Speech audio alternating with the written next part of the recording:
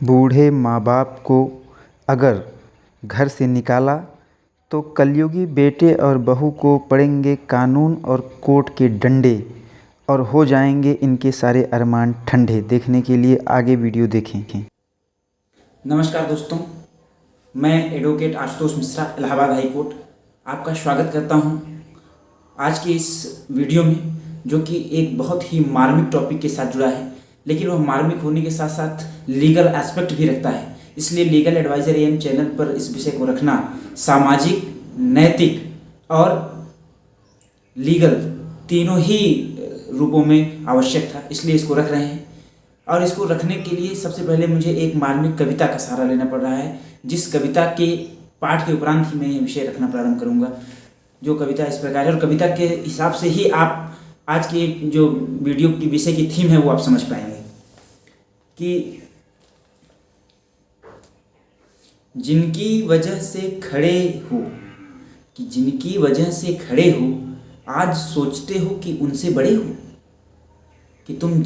आज जिनकी वजह से खड़े हो, आज सोचते हो कि उनसे बड़े हो। आज रुकते नहीं हैं ये आंसू, आज रुकते नहीं हैं ये आंसू, छोटी सी बात लेकर जो उनसे लड़े हो। गलतियां तूने की थी हजारों, पूछा एक बार भी ना क्यों अड़े हो। जानते हो हैं वो पूजा के अधिकारी, तुम जानते थे कि वो हैं पूजा के अधिकारी, फिर भी उनसे पूछते थे कि बिस्तर में क्यों पड़े हो। जिनको है घर से बाहर निकाला, कल को तुम भी वहीं पे खड़े हो। आज रुकते नहीं हैं ये आंसू, छोटी सी बात लेकर लड़े हो। अपने माता पिता को घर से बाहर किए हो। इस दुनिया में सबसे बड़ा अनर्थ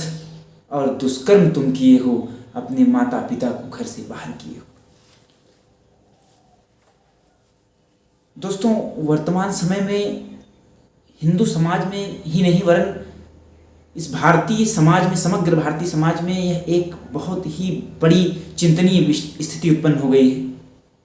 कि पशुओं को तो छोड़िए, आए दिन हम लोग हमारा पशुओं के हत्या के संदर्भ में, कटने के लिए ले जाते हुए पशुओं के संदर्भ में, गोवंशों के संदर्भ में खबरें सुनते रहते हैं। लेकिन सोचिए, जो समाज अपने ही माता पिता को एक निश्चित समय के उपरांत, उनकी आवश्यकता समाप्त होने के बाद, उनके ही द्वारा बनवाए घर से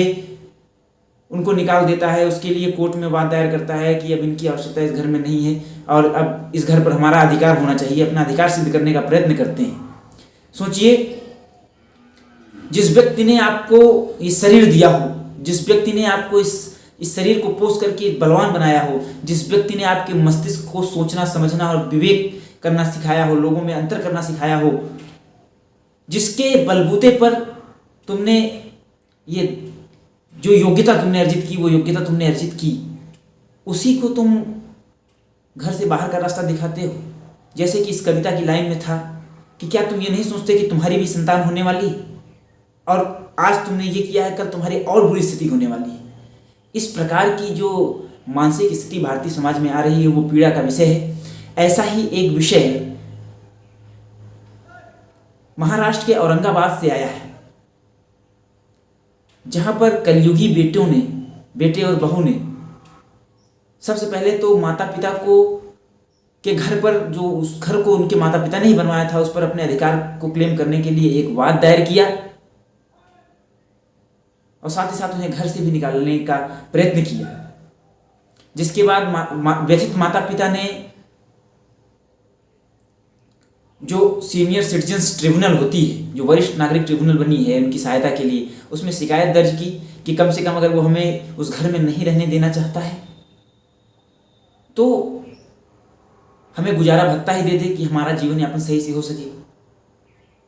क्योंकि उनके जो बच्चे थे, जो बहू थी, वो इसके लिए भी तैयार नहीं थे।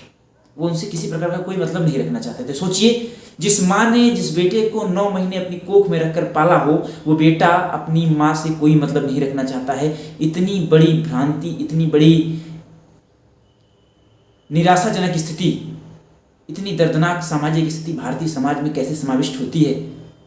ये भी सोचने का, चिंतन करने का विषय है। और फिर वरिष्ठ नागरिक ट्रिब्यूनल जो होता है वो बूढ़े व्यथित माँ बाप के पक्ष में फैसला करता है और यह आदेश करता है कि 15,000 रुपये मासिक तौर से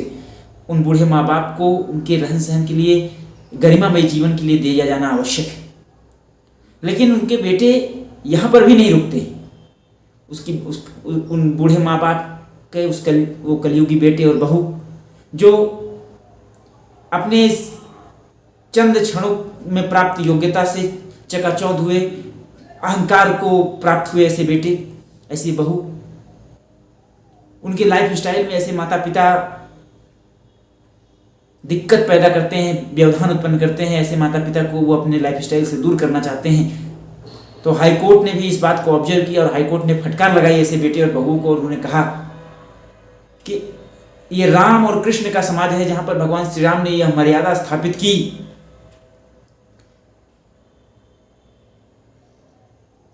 सुनु जननी सोई सुत बड़ भागी, जे पितुमात बचन अनुरागी। सोचिए, भगवान राम ने यह मर्यादा स्थापित की है